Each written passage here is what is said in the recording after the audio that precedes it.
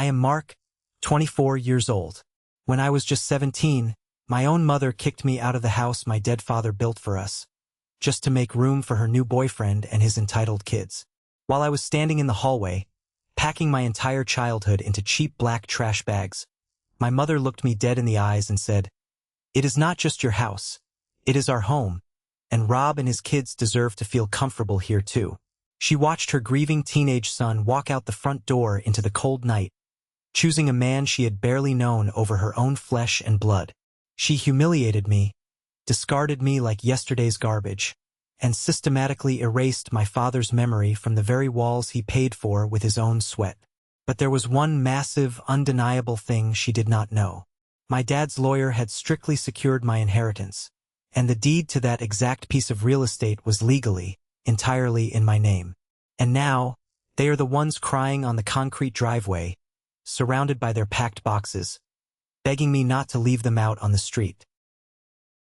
Before I tell you exactly how I legally evicted my own mother and her new parasite of a family, hit that like button if you believe in absolute justice.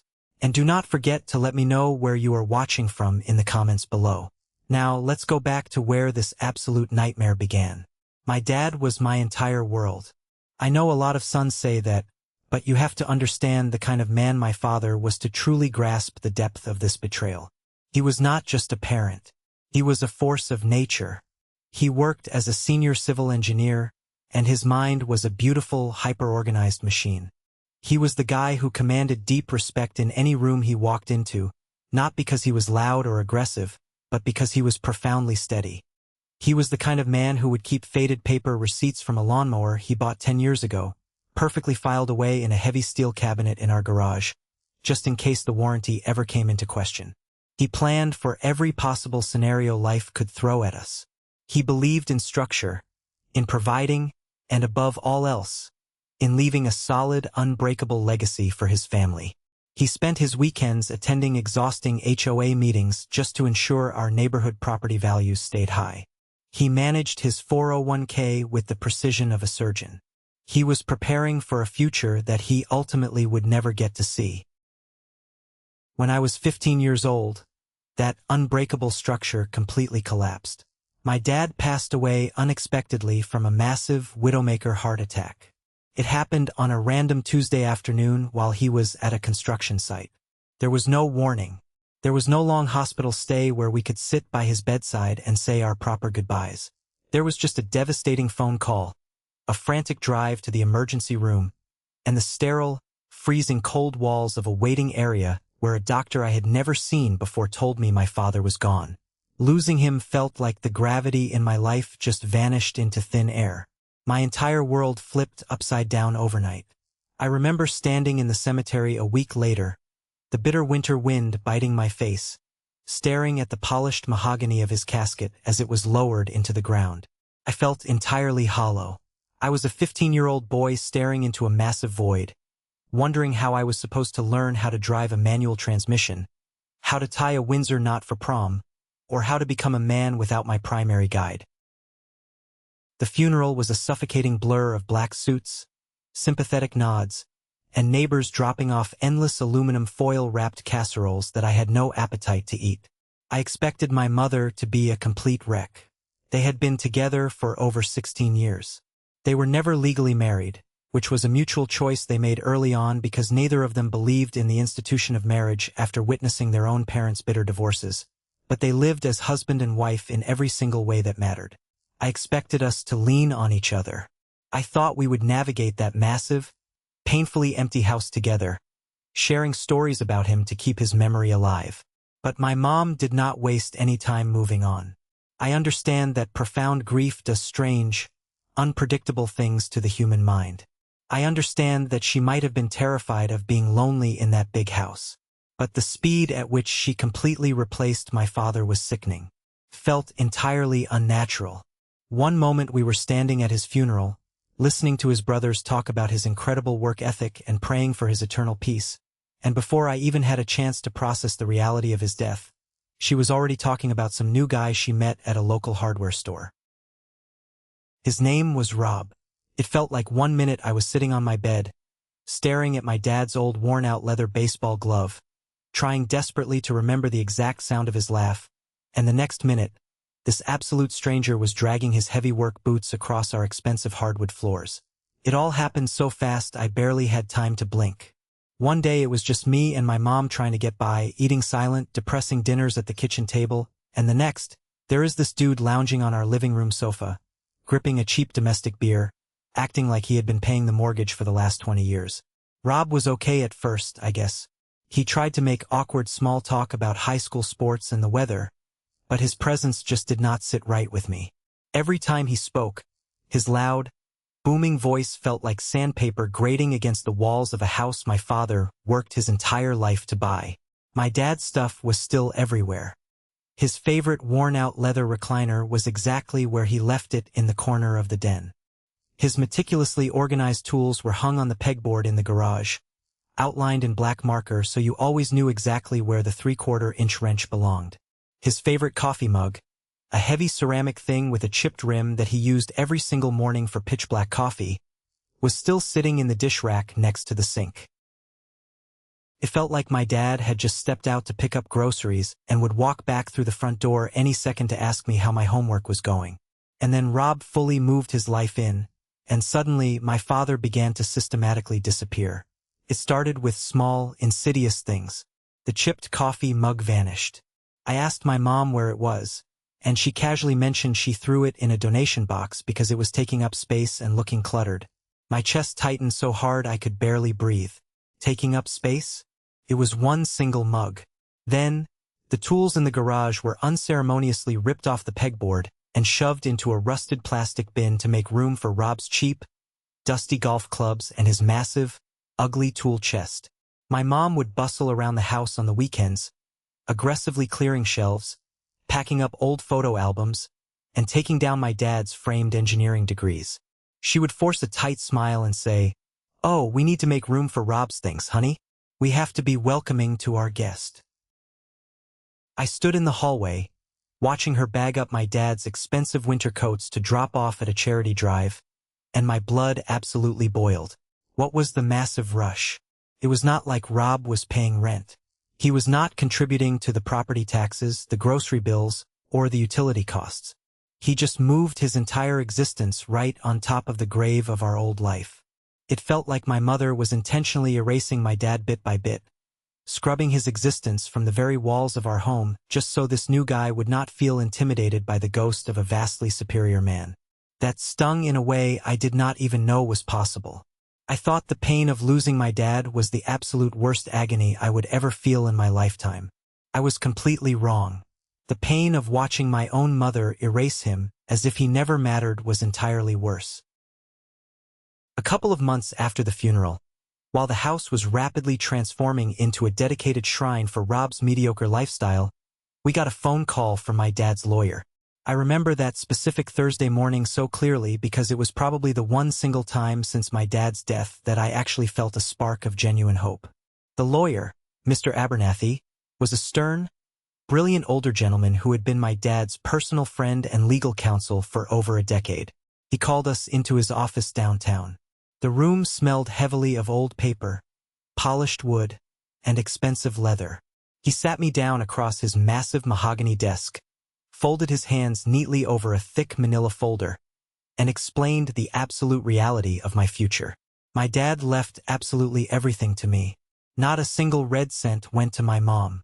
Because they were never legally married, there was no messy divorce history or automatic spousal rights to complicate the distribution of assets. Legally, she did not have a standard claim to his estate. But my dad, being the hyper-organized, deeply protective man he was, went 10 steps further to ensure there were zero legal loopholes for anyone to exploit. He set up an ironclad will and an impenetrable living trust.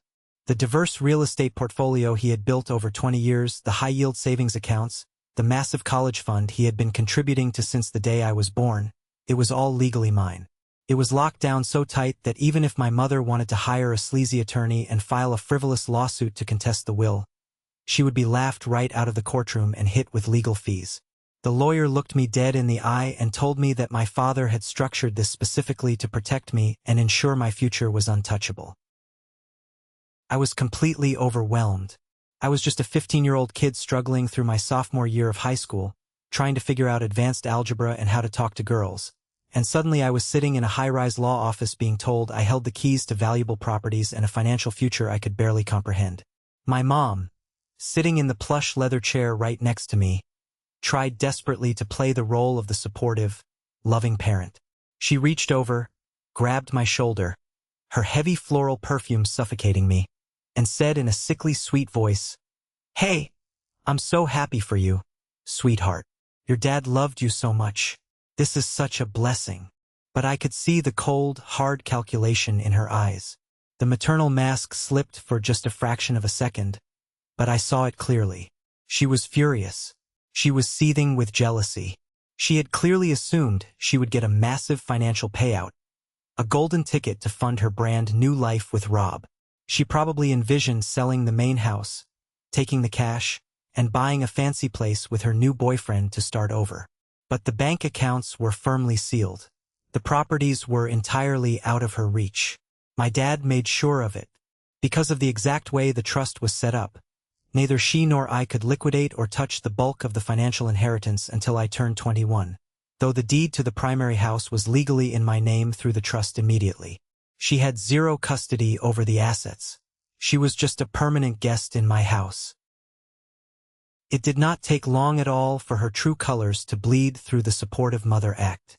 She started dropping subtle, calculated hints during dinner.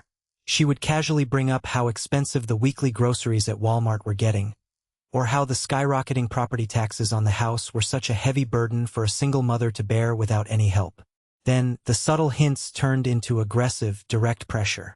She constantly talked about how it would be nice if I found a way to share some of the wealth with her once I had full access, framing it as a standard gesture of goodwill for all the years she raised me. The guilt trips became a daily routine. She would sigh heavily while washing dishes, muttering about how hard she worked to keep a roof over my head, completely ignoring the absolute fact that my father actually paid for that roof. Then came the day she finally showed her whole hand. It was a quiet Sunday afternoon. I was in my bedroom, sitting at my desk trying to study for a crucial history exam. She walked in, closed the door quietly behind her, and sat on the edge of my bed.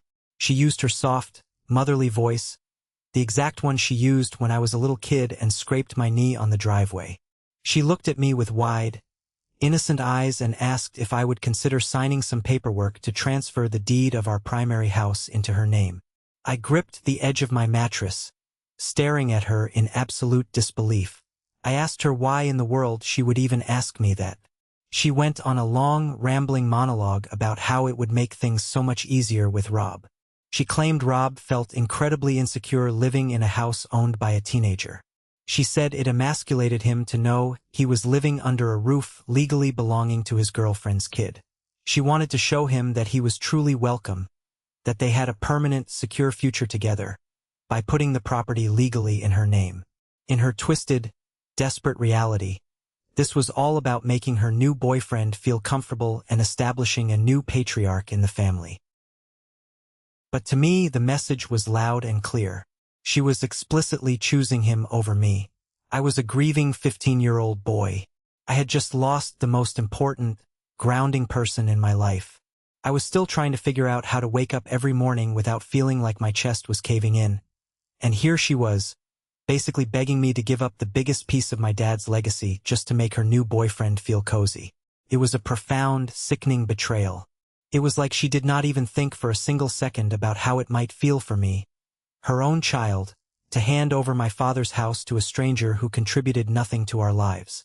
I looked her dead in the eye and told her absolutely not.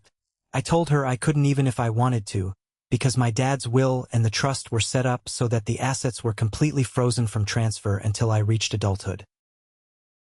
The look on her face when I firmly shut her down is permanently burned into my memory. Her jaw clenched so tight I thought her teeth would crack under the pressure. Her eyes darkened with pure resentment and frustration. She tried to hide it behind a forced, tight smile, but she was trapped, and she knew it. It did not stop her from trying, though. She would occasionally test the waters over the next few months, catching me in the hallway and asking, "Are you sure you can't transfer it? Maybe we can talk to the lawyer and find a loophole? Not even one of the smaller rental properties. Every single time, I reminded her that it was legally impossible. But honestly, even if I had a magic pen to sign it over that very day, I would have snapped the pen in half and thrown it in the trash. Giving her that house felt like a direct, unforgivable betrayal to my dad's memory. This was his way of taking care of me, making sure I had a secure future, and I was not going to destroy his hard work just to appease a guy who drank cheap beer on my dad's sofa. I thought her greed was the worst hurdle I would have to face. I thought if I just held my ground, kept my head down, and focused on school, things would eventually settle down into a manageable, quiet misery. I had no idea the storm was just gathering its strength. If Rob moving his toolboxes and golf clubs into the house was a slap in the face, moving his kids in was a full-blown punch to the gut. Rob had 2 entitled kids from a previous, messy relationship. An 18-year-old son named Tyler and a 19-year-old daughter named Chloe. My mom completely bent over backwards to roll out the red carpet for them. Suddenly, our quiet, structured house was filled with obnoxious strangers. They ate our food without asking, took over the bathrooms leaving wet towels strewn across the floor, and lounged on the expensive furniture my dad bought like they were staying at an all-inclusive luxury resort. My mom treated them like absolute royalty. She was obsessed with making sure they had everything they needed to feel perfectly at home. She would cook their favorite extravagant meals, do their laundry, and buy them expensive snacks using the household budget. It was a stark, humiliating contrast to how she treated me. I became a silent ghost in my own home. I would walk into the kitchen to grab a simple glass of water, and the 3 of them, Rob, Tyler, and Chloe, would be laughing hysterically with my mom at the dining table. The laughter would immediately die down the second I walked in, replaced by heavy, uncomfortable silence. Then came the family trips. My mom would plan these lavish weekend getaways to a rented cabin by the lake or road trips to the city to see shows. She always framed it perfectly so she wouldn't sound like the villain on paper. Right before they packed the car with coolers and luggage, she would turn to me with a fake, overly sweet smile and say, "We are heading up to the cabin this weekend, but wouldn't you rather visit your grandparents on your dad's side? You haven't seen them in a while, and I know they miss you. It will be boring for you with us anyway." She never outright banned me from coming. She was far too cowardly for that kind of direct confrontation. But the message was crystal clear. I was an inconvenience. I was a dark cloud on their perfect new blended family dynamic. I was a glaring reminder of a past she desperately wanted to bury deep in the ground. When you are a teenager, you do not really know how to fight that kind of sophisticated psychological manipulation. You just kind of go along with it, packing your bags, hoping that maybe, just maybe, your own mother will eventually realize she is actively destroying her relationship with you. But she never did. I spent countless weekends, including major holidays like Thanksgiving dinners and Christmas Eve, sitting at my grandparents' place. Do not get me wrong, my grandparents were absolutely amazing, supportive people, but sitting at their dining table, carving a turkey while knowing my mom was playing happy family with Rob's kids, ripped my heart into shreds. Every single trip was a little reminder that my mom was actively choosing her new life over me. By the time I turned 17, the silent, passive-aggressive tension in the house escalated into an open, hostile war. Rob grew dangerously comfortable in his role. He stopped acting like a guest who was lucky to have a roof over his head, and he started acting like the warden of a maximum security prison. He demanded a level of absolute authority he absolutely never earned. He would corner me in the kitchen when my mom was not around, puff out his chest trying to look physically imposing, and try to intimidate me. He would say things like, "You need to show more respect around here, kid. I am the man of this house now." Or, "It's time you learn some harsh discipline and start acting like an adult." I refused to bow down to him. I looked at this guy, wearing my dad's old flannel shirts, standing on the expensive hardwood floors my dad worked overtime to install, and I felt nothing but pure, unadulterated disgust. I fought back the only way a teenager knows how. I realized early on that Rob had an incredibly fragile, inflated ego, so I gave him a ridiculous nickname just to playfully mock his desperate need for authority. I started calling him John Conroy. It honestly made zero sense. It was just a random, goofy name I pulled out of thin air, but it completely derailed his train of thought. Whenever he tried to bark an order at me to take out his trash or clean up the mess his kids left in the living room, I would look right past him, smirk confidently, and say, "All right, John Conroy, whatever you say, boss. I am on it." His face would turn a violent, terrifying shade of purple. He absolutely hated that I did not fear him. He hated that I saw right through his tough guy facade. My mom constantly played the frantic peacemaker, but she always, without fail, took his side in every single dispute. She would pull me into the hallway, gripping my arm tight enough to leave bruises, and yell, "You need to understand that Rob is a part of our family now.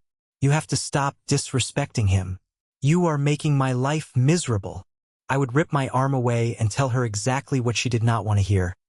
This isn't his house, his dad's, and he's not going to just waltz in here and act like he owns the place. I will never respect a man who tries to steal another man's life. The final, relationship-ending explosion happened on a random Tuesday evening. Rob had been drinking cheap beer all afternoon, and he confronted me in the living room while I was trying to watch television. He pointed a thick, calloused finger right in my face, yelling at the top of his lungs about how I needed to pull my weight, get a part-time job to pay for my own groceries, and blindly follow his strict household rules. I did not back down an inch. I stood up, stepped right into his personal space, looked him dead in his bloodshot eyes, and said, "You are not my dad. You will never be my dad. And this is not your house. You are nothing but a guest here, and a terrible one at that."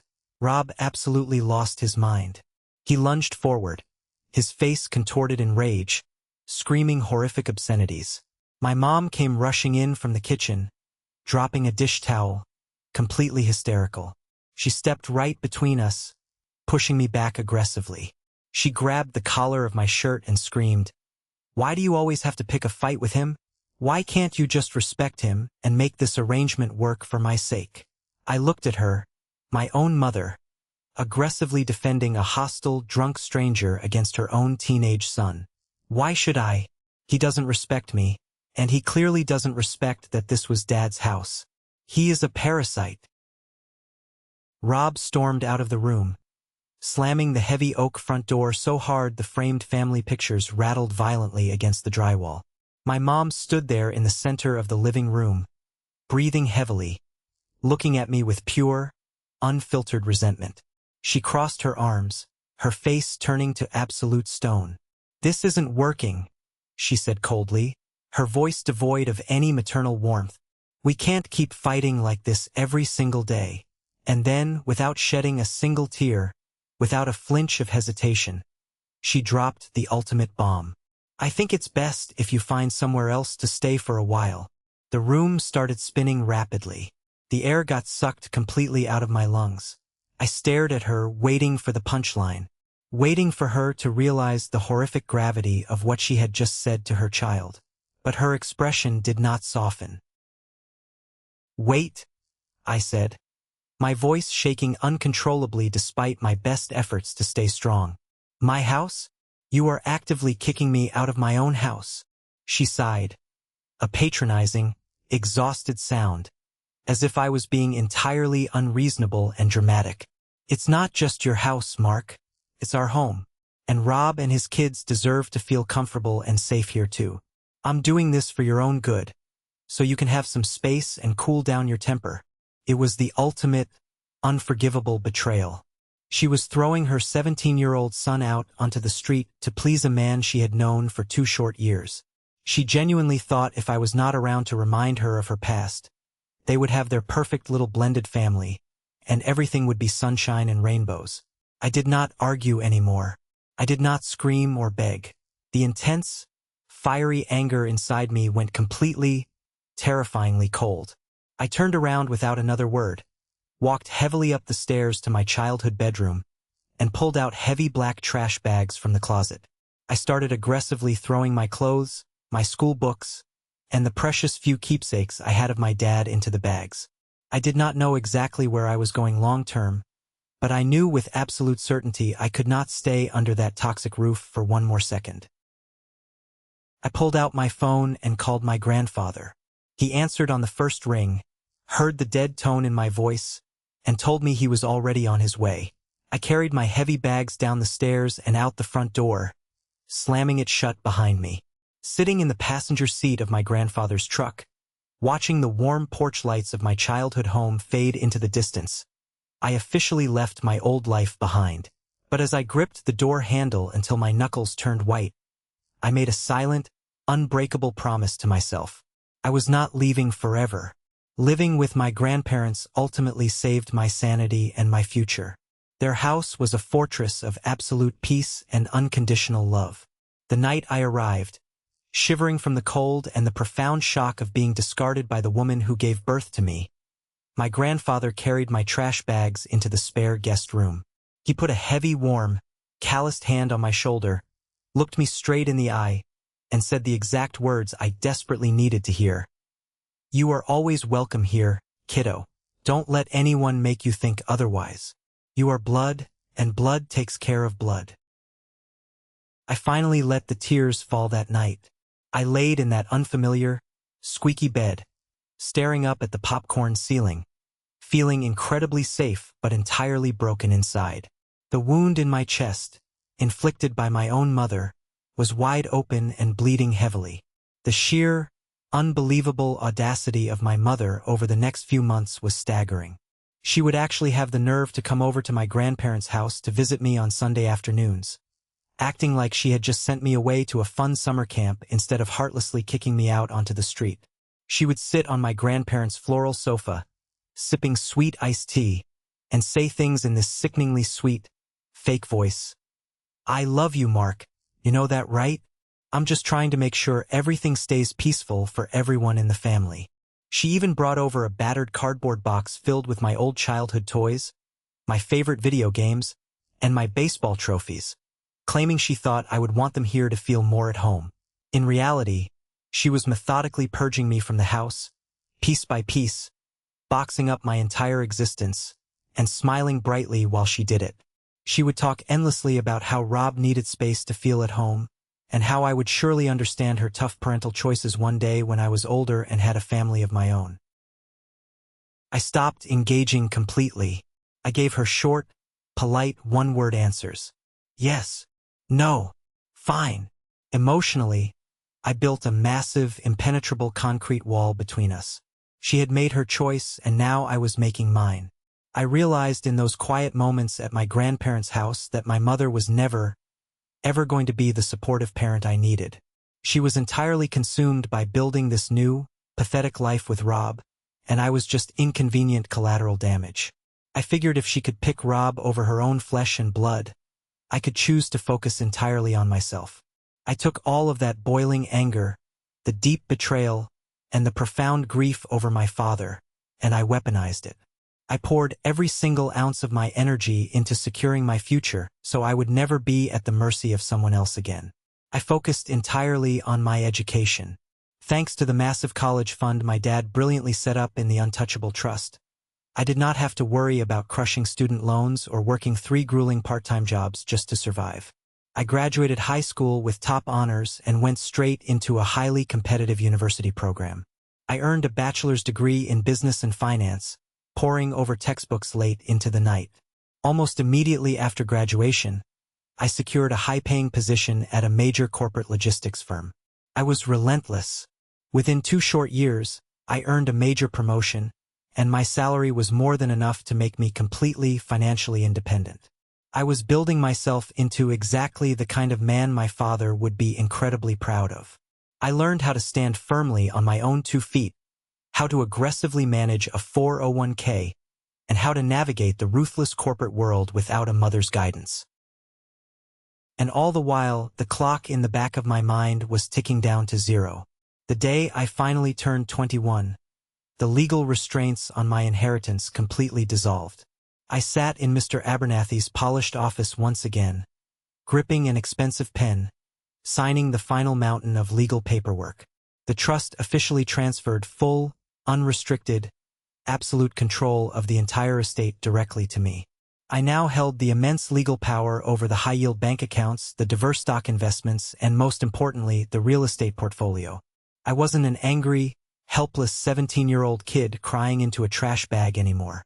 I was a grown man with a solid corporate job, a sharp, analytical mind, and a massive score to settle. I decided it was finally time to take a very close, hard look at the property my mom and Rob were comfortably occupying. It was a massive, beautiful 4-bedroom house in a prime neighborhood with a strict HOA. It had a solid structure, but it was losing potential market value every single day they lived there rent-free, tearing up the floors and neglecting the landscaping. I had ambitious plans to pursue my master's degree, and I thought, why not aggressively renovate that house? Update the kitchen with modern appliances, fix the sagging roof, and put it on the rental market to build substantial passive income? It was the smartest, most logical financial move I could make. I knew breaking the news to my mother would be an absolute nightmare of epic proportions, but it had to be done. I planned to do it professionally, face-to-face, like adults. I drafted a very reasonable, generous timeline for them to figure out their next steps, pack their hoarded belongings, and vacate the premises. I drove to the house on a crisp Tuesday afternoon, armed with the legal property deeds securely tucked in a manila envelope. I pulled into the familiar driveway, my heart pounding a steady, calm rhythm against my ribs. I walked up the porch steps and knocked firmly on the heavy wooden door. Absolute silence. I knocked again, harder this time, rattling the frame. Nothing. I peeked through the front living room window, cupping my hands over my eyes to block the glare. The house was dead quiet. The lights were completely off, and Rob's obnoxious, oversized pickup truck was missing from the driveway. I thought maybe they were just out running errands at the grocery store or attending one of Chloe's appointments. I sat down on the porch swing and waited for 30 long minutes. When it became painfully clear they were not coming back anytime soon, I pulled out my phone. I dialed my mom's cell phone number. It rang 4 times and went straight to voicemail. I left a calm, professional message, and then sent a follow-up text saying I had stopped by and urgently needed to talk to her about the future of the house. No response. Just complete, infuriating radio silence. Frustrated but undeterred, I got back in my car and drove back to my grandparents' house for dinner. My grandma was in the kitchen, wiping down the countertops with a sponge. I casually mentioned that nobody was home at the house and Mom was completely ignoring my calls and texts. My grandma stopped wiping the counter, looking at me with a confused, slightly amused expression on her face. "Oh, didn't they tell you? Your mom and Rob took the kids down to Florida for a 2-week vacation on the beach. They left 3 days ago." She posted pictures on Facebook. I stood in the kitchen, staring blankly at the patterned linoleum floor, absorbing the information. They went to Florida for 2 entire weeks. Without saying a single word to me. They were living in my house entirely rent-free, not paying a single dime in property taxes, insurance, or maintenance, while taking extravagant, highly expensive beach vacations.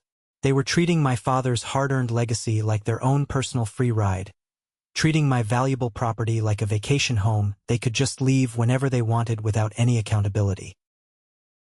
In that exact moment, the very last remaining shred of guilt, hesitation, or familial obligation in my body vanished completely. The silent rise was officially over. It was time for direct, unapologetic action. I needed to start the renovation process immediately, and I could not have them dodging my calls from a beach chair in Miami while I paid the bills. Legally, the house was mine. My name was on the deed. I was the one paying the property taxes out of the trust every single year. I had the absolute, undeniable right to take control of my asset.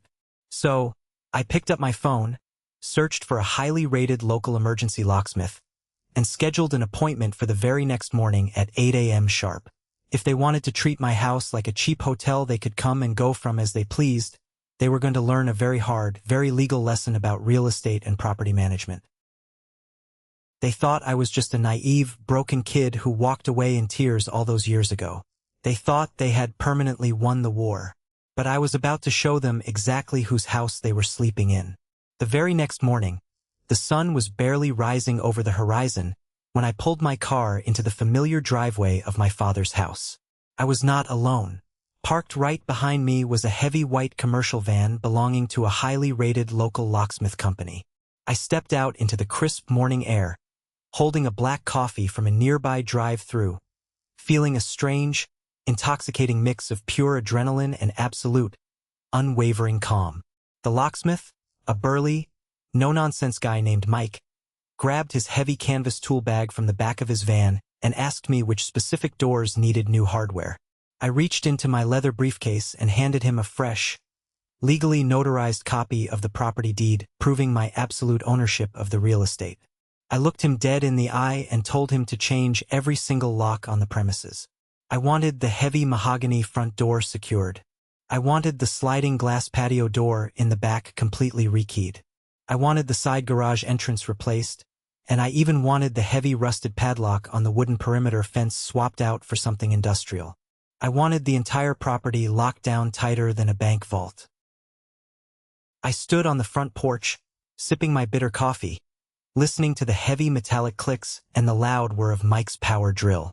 With every old, scratched deadbolt that was violently removed from the wood and tossed casually into his scrap bucket, a massive, suffocating weight lifted off my shoulders. I was literally and metaphorically locking out the toxic people who had treated my life, my grief, and my father's legacy like a disposable inconvenience. Once the shiny new locks were firmly installed, and I had the only set of cold brass keys safely tucked into my jacket pocket, I paid Mike, thanked him for his prompt service, and walked into the house completely alone. It was the very first time I had been inside that structure without my mother or Rob breathing down my neck in 4 long, agonizing years. I took a slow, deliberate walk through the rooms, and what I saw absolutely disgusted me to my core. The house was a complete and utter disaster. The expensive, custom-stained hardwood floors my father had meticulously installed by hand were deeply scratched and gouged, clearly from Rob dragging his heavy work boots and massive metal toolboxes across them without a single ounce of care. The granite kitchen counters were stained with what looked like dried cheap wine and grease. The stainless steel sink was piled terrifyingly high with rotting, foul-smelling dishes they had lazily left behind before jetting off to their luxury Florida vacation. The living room, the place where I used to sit and watch Sunday football with my dad, looked like a cheap, run-down frat house. There were empty beer cans shoved between the couch cushions, dirty laundry piled in the corners, and an overwhelming smell of stale cigarette smoke clinging to the curtains, despite my father having a strict non-smoking rule his entire life. It did not feel like my childhood home anymore. The warmth, the structure, the profound sense of safety my father had built into those walls was completely gone. It felt like a stranger's house, a neglected, abused piece of real estate filled with the cheap, tacky remnants of my mom and Rob's pathetic, lazy life. But seeing the sheer, undeniable disrespect they had for my valuable property only fueled my internal fire, completely cemented my resolve. I was not doing this out of petty, childish revenge anymore. I was executing a necessary, perfectly legal business transaction. I was actively protecting my inheritance and my real estate investment from negligent squatters. I left the house, firmly locked the brand new heavy-duty deadbolt, double-checked the handle, and drove straight back to my corporate office. I sat down at my desk, pulled up my spreadsheets, and was perfectly content to wait for the massive explosion I knew was coming. I did not have to wait long. 2 days later, right around noon, my phone started vibrating violently on my sleek office desk. I was in the middle of reviewing a complex logistics contract regarding a major corporate promotion I was aiming for when the screen lit up with my mother's contact name. I stared at the screen. I let it ring. It buzzed its way right to voicemail. 5 minutes later, she called again. Then twice more in rapid succession. Within the span of 30 short minutes, I had 14 missed calls and 6 lengthy, increasingly unhinged voicemails sitting in my inbox.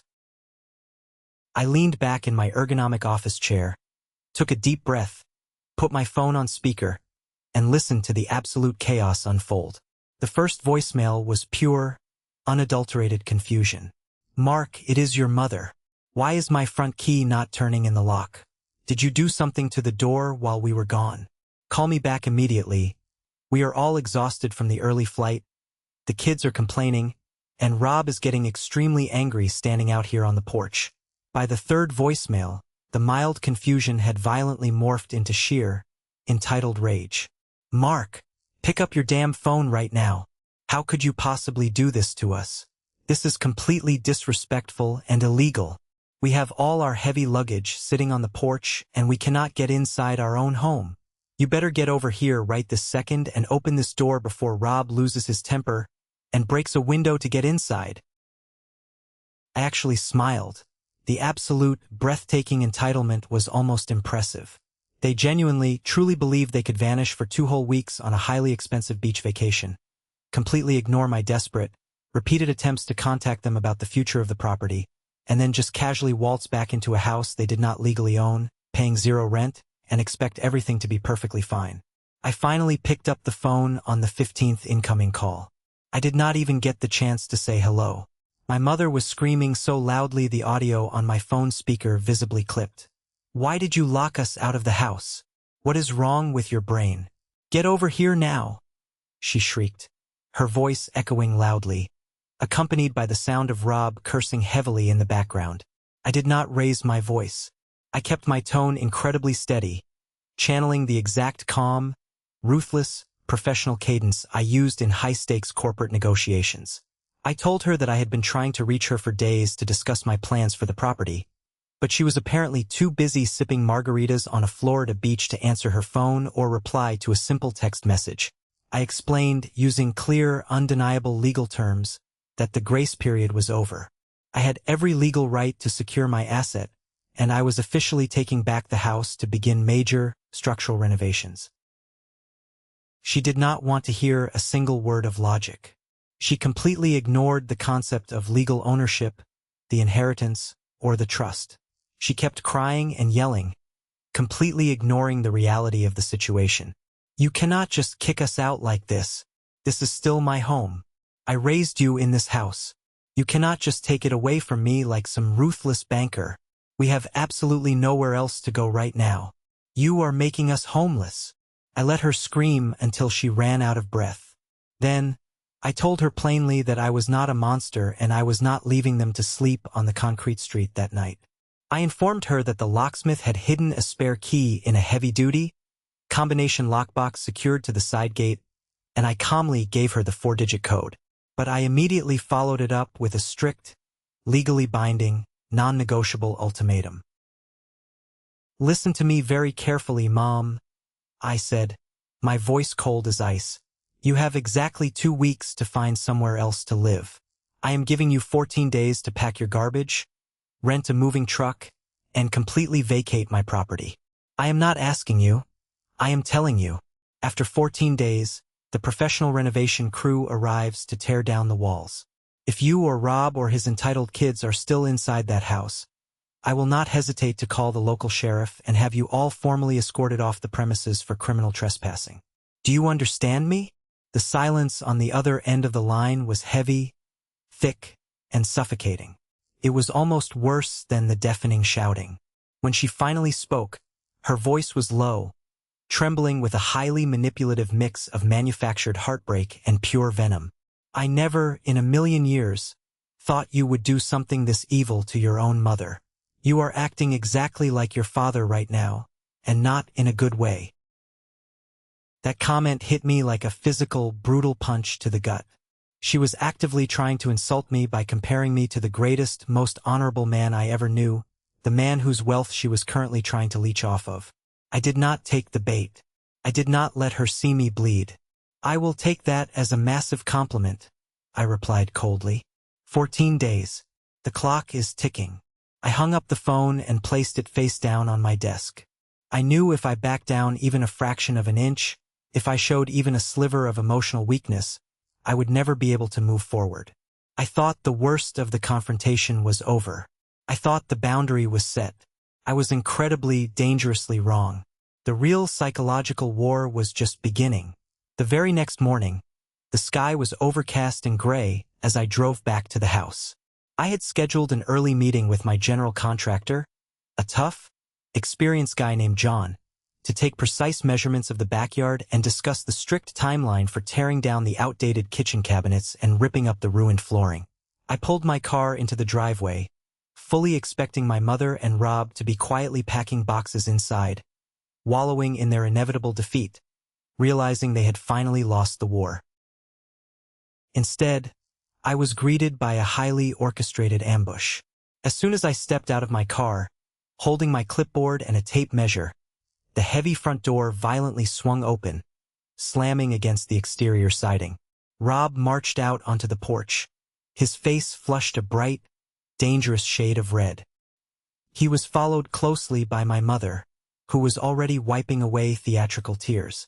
Rob marched right down the porch steps and stepped directly into my personal space on the driveway, trying to use his bulky physical height to intimidate me. He puffed out his chest, pointed a thick, calloused finger directly at my face, and started barking like a rabid dog. "You think you can just kick us out like this? You think you can just show up here and boss us around because your name is written on a piece of paper? We built a whole life here. I am the man of this house. I have been taking care of your mother, and you have got no right to throw my family out on the street like trash." 4 years ago, a terrified, grieving 17-year-old version of me might have flinched. I might have backed down and apologized to keep the peace. But the 24-year-old man standing in front of him, the man with a massive corporate salary, a fully funded 401k, and absolute legal backing, did not even blink. I looked him dead in his bloodshot, angry eyes and actually laughed. It was not a forced, nervous laugh. It was genuine, deep amusement at his sheer, blinding delusion. "No, Rob," I said, my voice dangerously calm, completely unwavering, cutting through the morning air. "I built a life here. My father built a life here working 60-hour weeks. You are nothing but a lazy squatter who got way too comfortable living off a dead man's hard work. This is my property. I pay the property taxes. I pay the insurance. I hold the legal deed. I am the landlord, and you are being formally evicted. It is exactly that simple. You have no power here." He was absolutely fuming, his massive fists clenched tightly at his sides, his breathing heavy. But he could not argue with the brutal reality of the law. He knew he had absolutely no legal leg to stand on. If he threw a punch, I would have him arrested for assault and hit him with a devastating lawsuit so fast his head would spin. He knew I had him completely cornered. That is when my mother rapidly stepped in, realizing the aggressive, tough guy approach was completely failing to intimidate me. She pushed past Rob, putting her hands on his chest to gently push him back, and turned her manipulative, crying eyes entirely on me. "Please, Mark," she begged, her voice cracking perfectly on cue, grasping her hands together in a pleading motion. "We desperately need more time. 2 weeks is not nearly enough. We have zero money saved up for a security deposit on a new place. Rents are so high right now. We have absolutely nowhere to go." I stared at her, feeling a cold, hollow emptiness where my sympathy used to be. I wanted to ask her why she was taking highly expensive Florida beach vacations if she had zero money saved for basic living emergencies. I wanted to ask her where all the money from her job was going since she had not paid rent in 4 years. But before I could even open my mouth to point out her massive financial hypocrisy, they deployed their ultimate, highly calculated weapon. The heavy front door creaked open again, and Rob's 19-year-old daughter, Chloe, stepped out onto the concrete porch. I had barely noticed her existence over the past few years. She usually stayed locked in her room avoiding me, but now she was placed front and center on the stage. She was wearing an oversized gray t-shirt, crying hysterically, her face buried in her hands, and she was heavily clutching a massive, clearly pregnant belly. My mother rushed over to the porch, grabbed Chloe's arm, and pulled the sobbing teenager forward like a human shield. She looked at me with wide, accusing eyes and blurted out the grand reveal. "She is pregnant, Mark. Look at her. You cannot possibly do this to her. You cannot kick us out of this house when she is about to have a baby. Are you really going to be the kind of cruel, heartless monster who makes a terrified, pregnant teenager completely homeless?" The twist hit me hard. I was genuinely not expecting a complicated teenage pregnancy to be thrown into the mix of this real estate dispute. For a split second, I stood there on the driveway, the heavy clipboard feeling like lead in my hands, absorbing the massive shock of the situation. They were actively pulling out every single emotional card in the deck, trying to weaponize an unborn child to aggressively maintain their free ride in my valuable house. It was a brilliant, incredibly despicable trap designed perfectly to make me look like the ultimate villain in their fabricated story. I looked at Chloe, who was openly sobbing on the porch. I felt a brief, genuine pang of pity for her. She was young, terrified, clearly unprepared for motherhood, and she was actively being used as a pathetic pawn by her own father and my manipulative mother. But I quickly, violently reminded myself of the brutal, undeniable reality. Chloe's pregnancy was absolutely not my responsibility.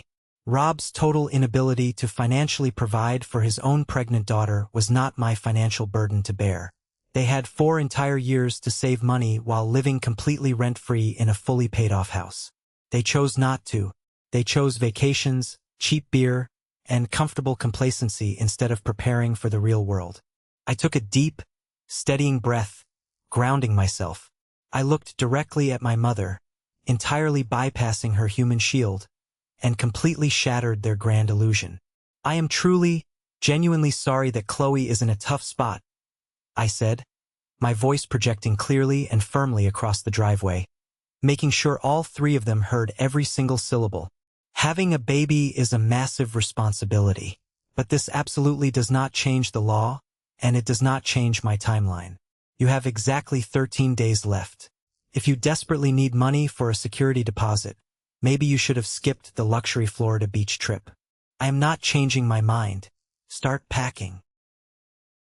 My mother started sobbing loudly, a high-pitched, piercing wail, collapsing dramatically against Rob's shoulder.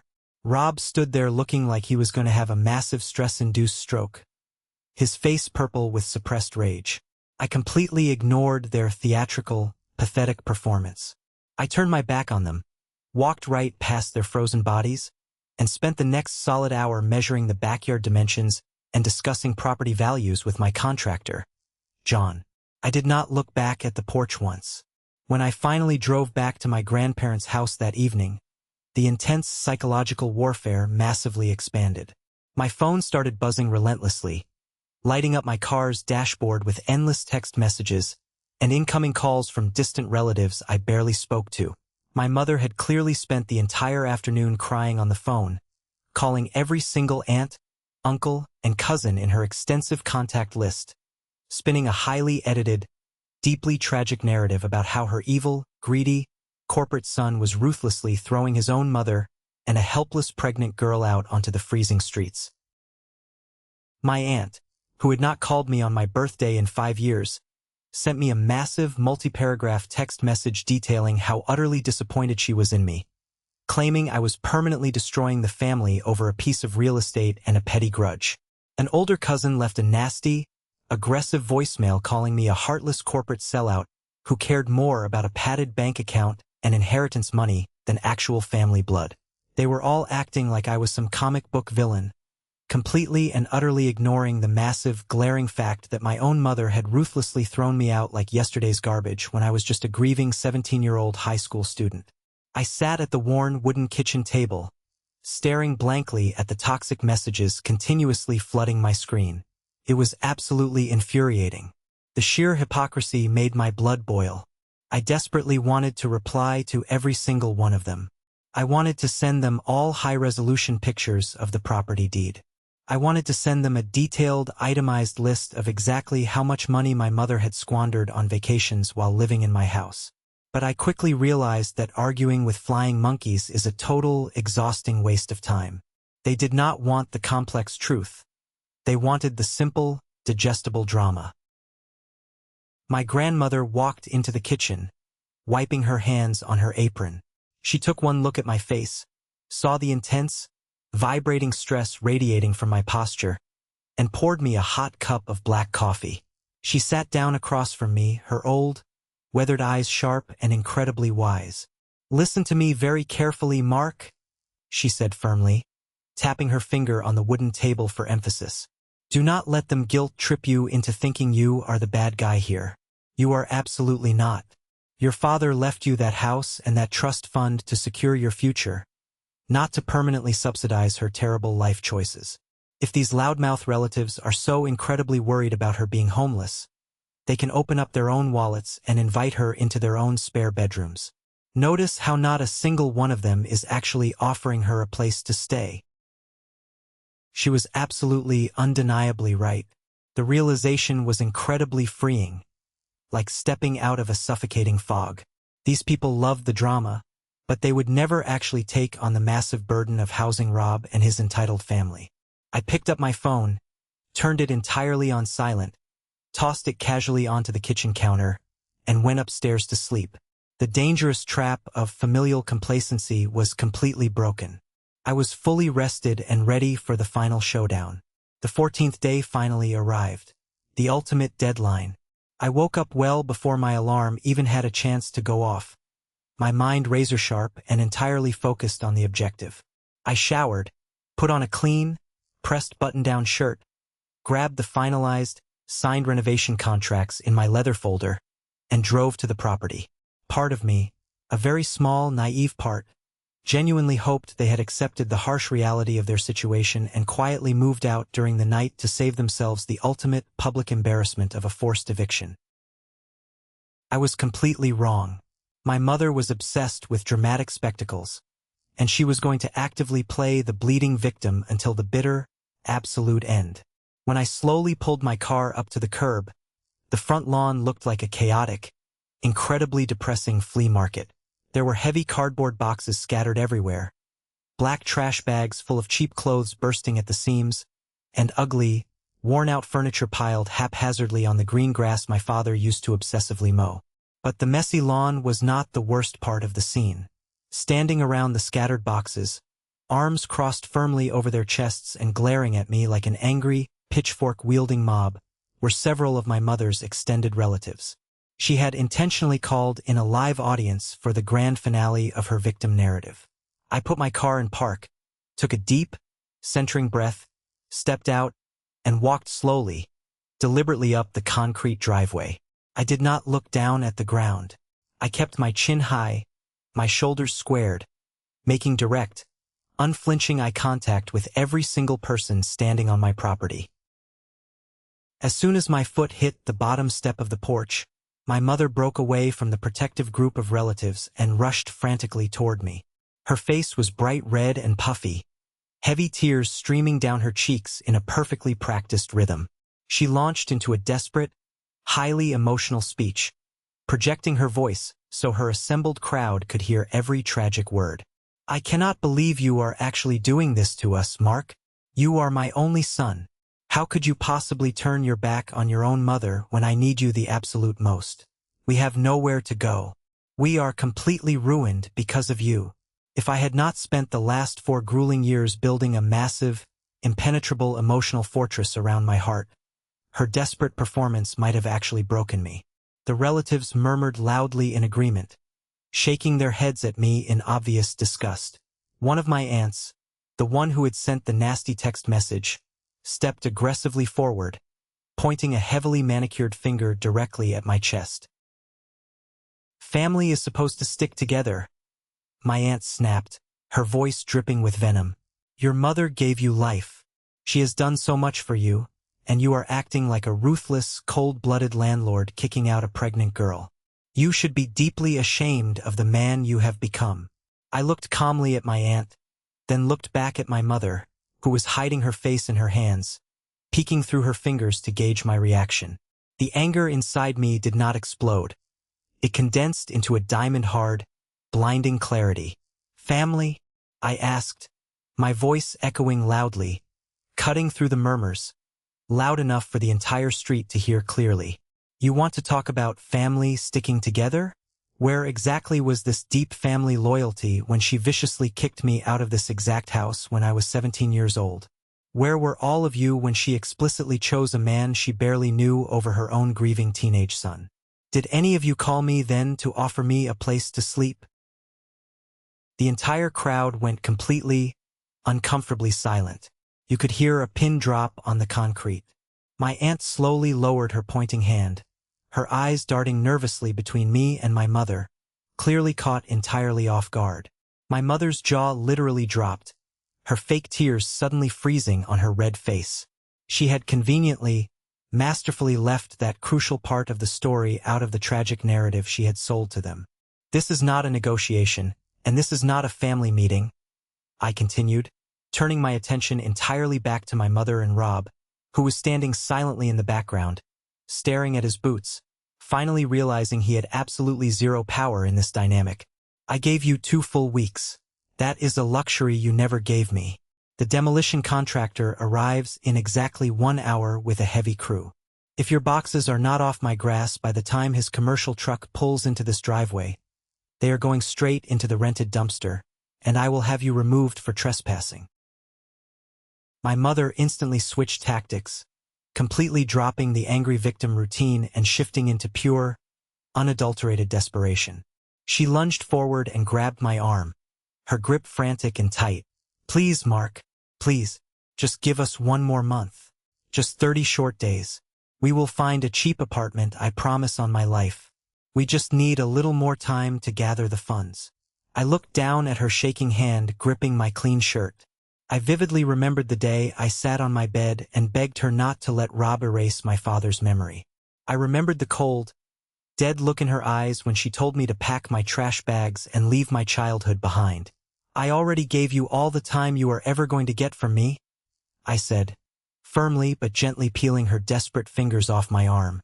"You made your choice 4 years ago when you threw me away. Now I am making mine. Get off my property."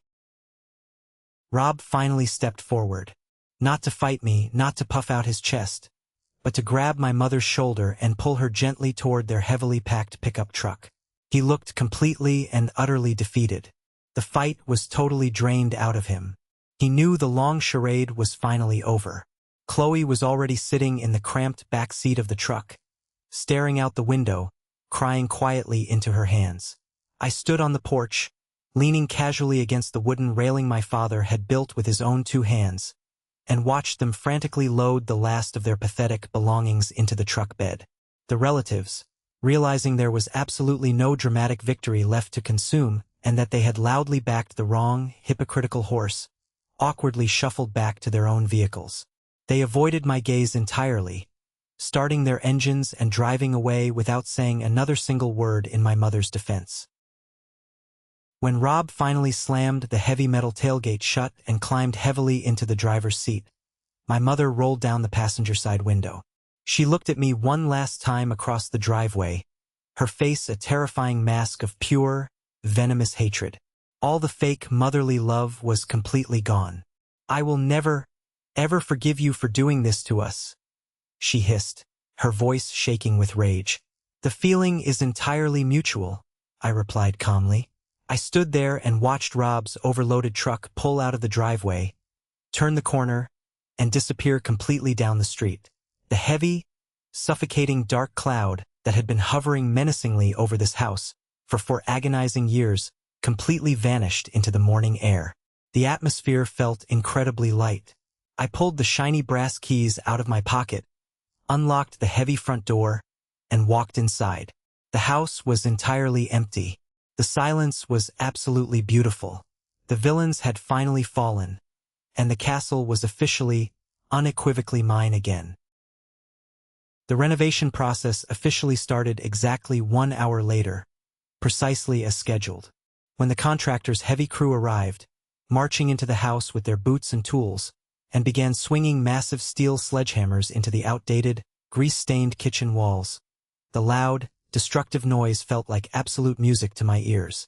Every single violent swing of the hammer, every piece of drywall that crashed to the floor, was actively breaking down the toxic, abusive history my mother and Rob had infected the house with. It was destruction, but it felt entirely like profound healing.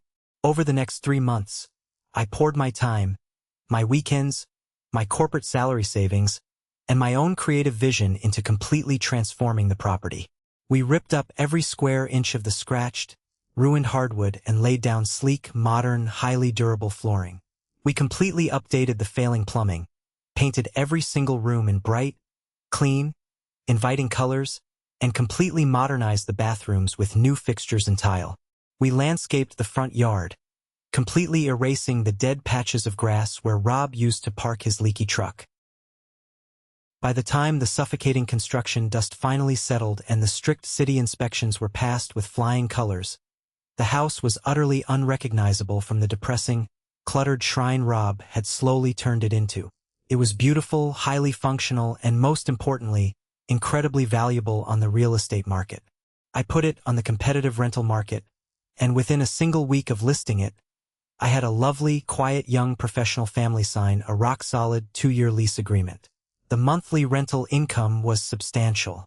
It easily covered the annual property taxes, the comprehensive homeowner's insurance, and left a massive, comfortable profit margin that I immediately redirected into my aggressive stock investment portfolios and my dedicated college fund for my upcoming master's degree in business administration. I had officially, undeniably secured my absolute financial independence, entirely on my own terms, using the exact tools my father had left me. As for my mother, Rob, and her toxic extended family, the strict boundary I established that crisp morning on the concrete driveway became a permanent, impenetrable, mile-high concrete wall. I permanently blocked her phone number from my device. I blocked her and Rob on every single social media platform. I completely cut off contact with every single flying monkey relative who had dared to call me selfish without knowing the brutal facts. I learned a very harsh, but incredibly valuable life lesson about the concept of blood. Sharing genetic DNA with someone does not give them an automatic, unconditional VIP pass to disrespect you, use you as an ATM, or maliciously manipulate your future for their own selfish gain. A biological title like mother means absolutely nothing if the daily actions behind it are entirely toxic, selfish, and abusive. Family is built on mutual respect and protection, not entitlement and theft.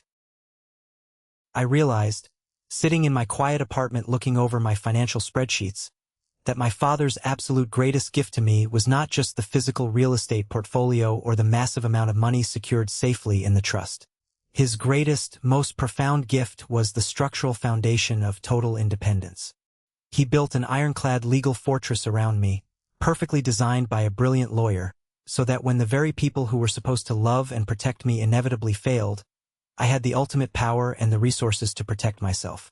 He taught me, from beyond the grave, that true love is about intense preparation and ensuring security, not about emotional manipulation and fake smiles. I am 24 years old now. I have a thriving, upwardly mobile career in corporate logistics, a rapidly growing, highly profitable real estate portfolio, and a tight, fiercely loyal circle of people. My incredible grandparents, my close friends, who actually understand the true meaning of the word loyalty. I survived the darkest storm of my youth. I aggressively took back what was rightfully mine through the power of the law, and I built a solid life that nobody can ever take away from me. I am the absolute landlord of my own destiny, and let me tell you, business is absolutely booming. Thank you guys so much for sticking around and listening to my story today. If there is one massive, life-changing lesson I want you to take away from this entire ordeal, it is that establishing firm, legally binding, non-negotiable boundaries with toxic family members is never an act of cruelty. It is the ultimate necessary act of self-preservation. You do not owe your bright future to the people who cowardly refused to protect your past. Have you ever faced something similar with your own family? Have you ever had to use a lawyer, a lawsuit, or the cold hard law to fight back against a toxic, entitled parent? Share your story in the comments below. I read every single one of them, and don't forget to like and subscribe so you don't miss the next journey. Stay strong out there.